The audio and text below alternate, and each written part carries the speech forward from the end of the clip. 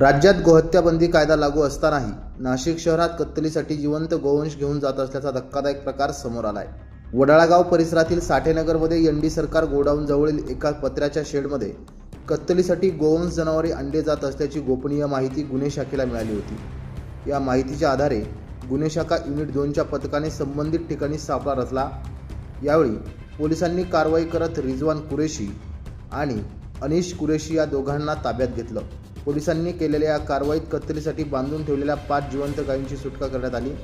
तसेच 2 मोबाईल आणि पिकअप वाहन असा एकूण 7 लाख रुपयांचा मुद्देमाल पोलिसांनी हस्तगत केला आहे। ताब्यात घेतलेल्या दोन्ही संशयितांना पुढील कारवाईसाठी इंदिरानगर पोलिसांच्या ताब्यात देण्यात आलं असून या प्रकरणाचा पुढील तपास इंदिरानगर पोलीस करत आहेत। गुन्हे शाखेचे सहाय्यक पोलीस आयुक्त संदीप मिटके यांच्या मार्गदर्शनाखाली गुन्हे शाखा युनिट 2च्या पथकाने ही कारवाई केली।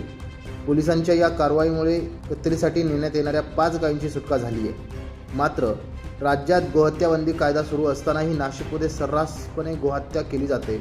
सदर प्रकार कोणाच्या वरद हस्ताखाली सुरू आहे अशी चर्चा आता नाशिक शहरात रंगू लागली आहे। नवतेज महाराष्ट्र ब्युरो, नाशिक।